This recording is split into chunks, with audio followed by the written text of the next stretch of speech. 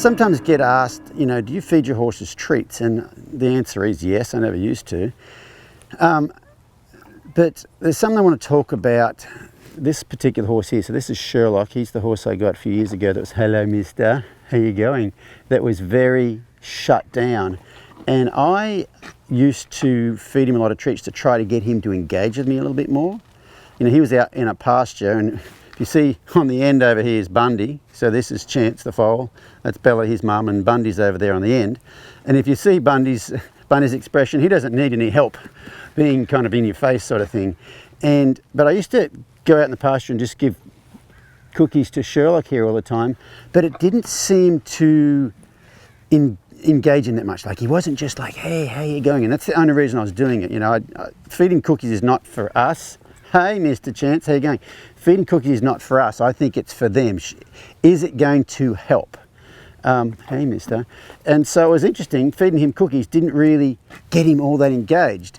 And so here in the winter, we have black soil here. So it's black clay, it gets nasty, sticky. And so if you have the horses out in pastures in the wintertime, it all gets chewed up and you don't grow any grass. So we kind of put all the horses in one sacrificial pasture here and they all chew it up. And so here a while ago, we introduced Chance and Bella into this herd of geldings. And what was funny was Sherlock was a completely different horse.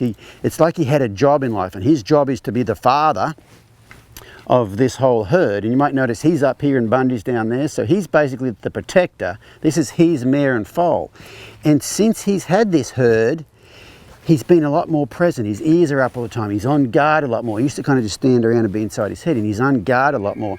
And so I've been feeding him cookies out here, but you might notice that what I'm saying here is the cookies alone didn't help this horse, didn't help get this interaction, like his ears up like that. It didn't help with that. And ever since he's had this hey mister, ever since he's had this job to be what I call, you know, there was a movie called Spirit Stallion of the Cimarron. I now call him Sherlock Stallion of the Cimarron. Ever since he's had this job, he's just been like this. Like the cookies have made a huge difference. So it's just an odd thing that he wasn't that crazy about the cookies before. But now that he's more present in the world, he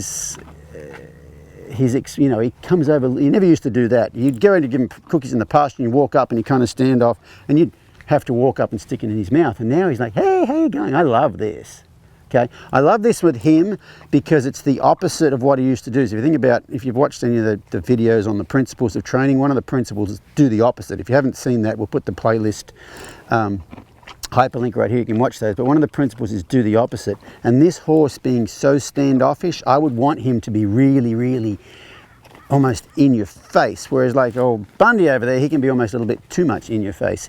And you're just about in the middle, aren't you? You are so soft. You're so sweet, aren't you? Yeah, look at this. I just love what he's doing these days. Anyway, that's a little bit of a thought on feeding your horse treats or cookies or whatever, but also how almost having like a job in life can make a huge difference for the horse. So anyway, thanks for listening.